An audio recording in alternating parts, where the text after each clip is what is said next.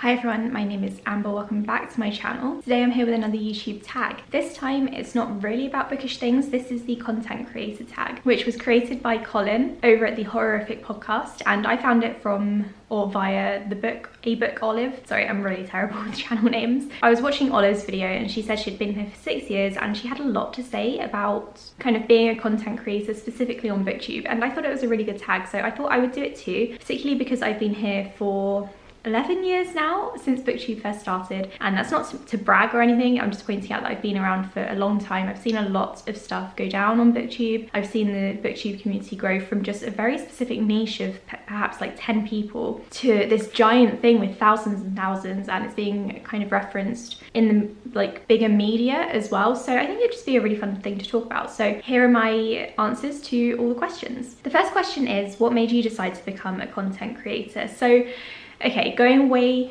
back, I actually tried to start a YouTube channel, not based on books or anything. I can't actually remember what it was about. I think this was back in the day before anyone really knew what they were doing, and before anyone knew that they kind of had to have a niche and like a subject to talk about. And people were doing skits and things. Some people were just talking to a camera and posting it online, because YouTube was like this whole new thing, and it was a really interesting outlet for people. Not necessarily the most creative at the time, but yeah, it was just a new outlet. And I tried to start a YouTube channel where I was just, I don't know, chatting to a camera, and I didn't really enjoy it all that much. I didn't get many comments, or the comments I did get were kind of generic, and without having the bookish niche to kind of bring people together and to actually start a conversation, I wasn't all that interesting. So I scrapped that, and when I was 17 I came across a book blog, or I think it was actually a pen pal blog, that then led me to a book blog, and I saw that people were posting book reviews, and I thought this was amazing. I posted my own, and then I followed a bunch of other book bloggers, and I saw that some of them, particularly one, the Story Siren, who was the biggest YA blog at the time, I saw that she posted book haul videos, and she featured all of the advanced readers copies that she got from publishers, and because she was the biggest blog, she got a lot of advanced readers copies, and I thought this is really cool. I would really like to talk to people on camera, this time about books, and I would like to show off the books that I'm getting and also review the books that I was reading. So I thought it was a really cool idea, and so I started my Booktube channel in October of 2010, and I basically just wanted to talk to people about it, and I thought it was a really good kind of compliment to my book blog as well, which I also really enjoyed doing, although nowadays I'm kind of more on the Booktube side of things. My book blog is being kind of neglected, and that's okay. I go through phases with my book blog. It's a lot easier for me at the moment to talk on camera than it is to write stuff out, I think, because I spend all day talking to people via a computer, like via a keyboard. Yeah, that's my short story of how I became a content creator. I guess what made me decide was that I wanted to talk to people about books, and I really liked the idea of posting videos, and because I liked reading so much, that gave me the perfect thing to talk about if I did want to post videos, which I obviously did. The next question is, what has been your proudest accomplishment to date? I think partly,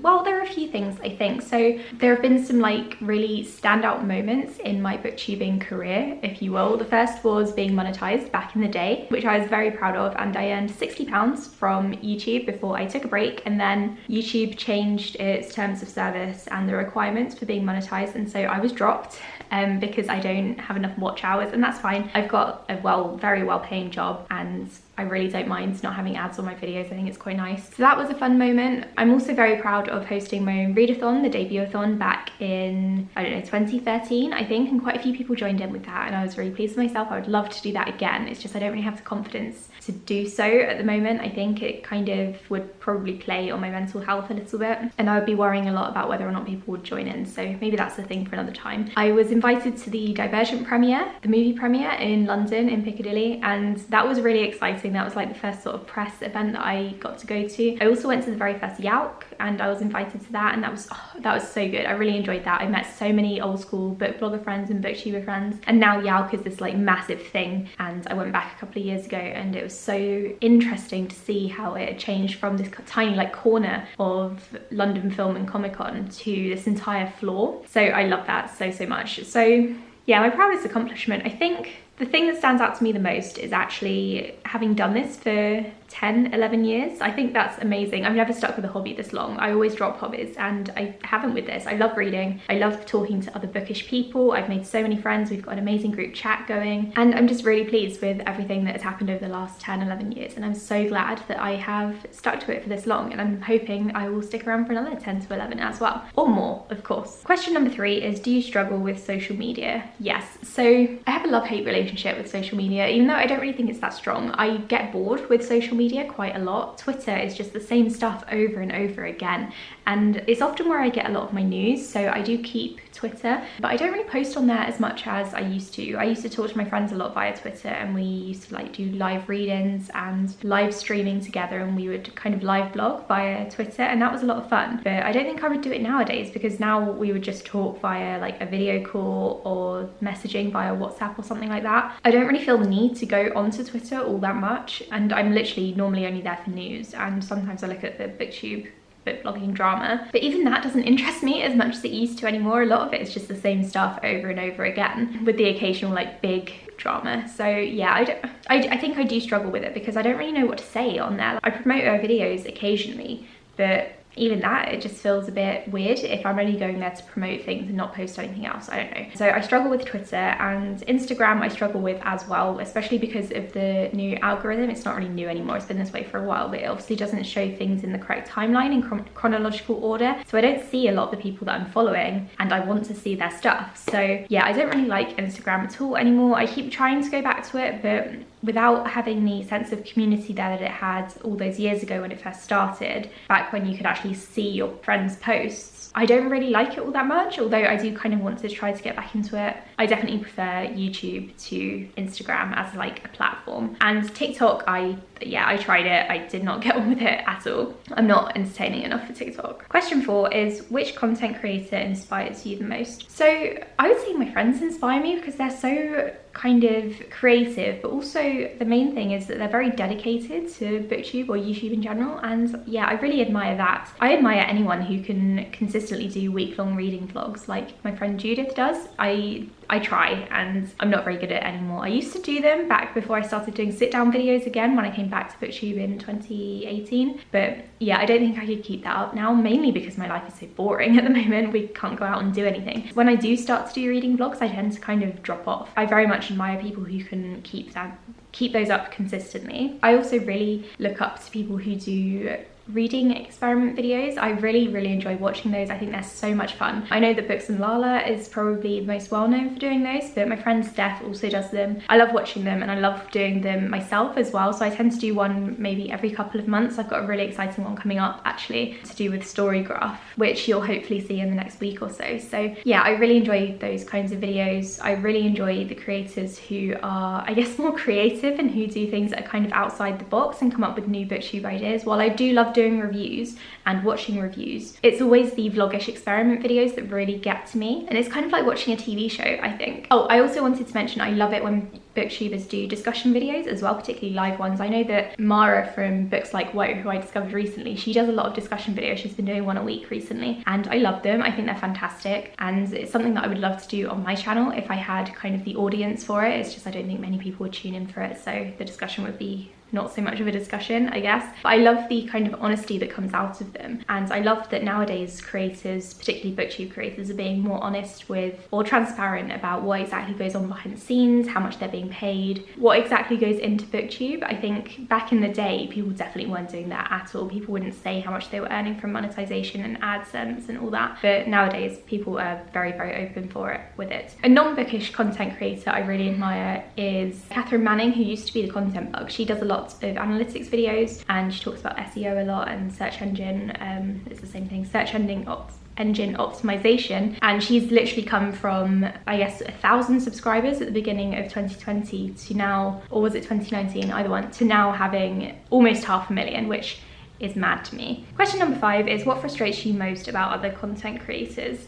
I don't really know. I don't know if anything frustrates me. I do get a bit frustrated with the drama, because I find a lot of it, like I said earlier, is quite repetitive, and it's the same stuff over and over again. Like, Are audiobooks reading? Yes, they are. And most of the time now, I'm just kind of like, why do you care? Like, why are you arguing because someone likes to listen to audiobooks as a way of consuming literature? Like, I don't really understand why you're getting so angry about this. And also, there was a recent drama, someone was saying that they count a book as read if they've read more than 20 pages.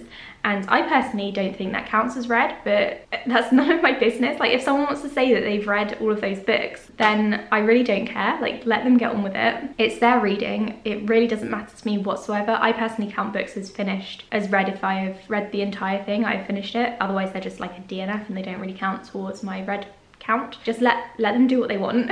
Why are you getting so up in arms about this? And this sort of stuff, it just circulates and it drives me a bit mad. So I would say that. I also get a bit frustrated when people don't post regularly, and I know that that's entirely selfish, and these people probably have other stuff going on in their lives and can't like revolve their lives around Booktube. But it does frustrate me a bit when I subscribe to a new channel. I get really excited and then they don't post for like months on end, and then I kind of forget about them. So I guess honestly that's a bit frustrating, but again, I'm well aware that they are under no obligation to just post videos because I want them to. Question number 6 is, what frustrates you the most about your own content? So I get quite frustrated that I'm not a very good editor. I really wish that I was a better vlog editor in particular. I just never really know what shots to take and how to kind of align the shots to the music and all that kind of thing. I really wish I could be more creative with that and more exciting with my vlogs. So that's something that I really want to work on. Another thing I get a bit frustrated about is the lack of time that I have to focus on Booktube. So I work a full-time job. Sometimes I have to do overtime. A lot of the time my job is quite full on as well because I'm dealing with other people and I have to be around for them. So I don't always have the time to dedicate to kind of the bigger projects that I really want to do, and that means that I put them off, and sometimes that means people get there before me and do them, and then it just feels like I'm copying them if I do post it myself.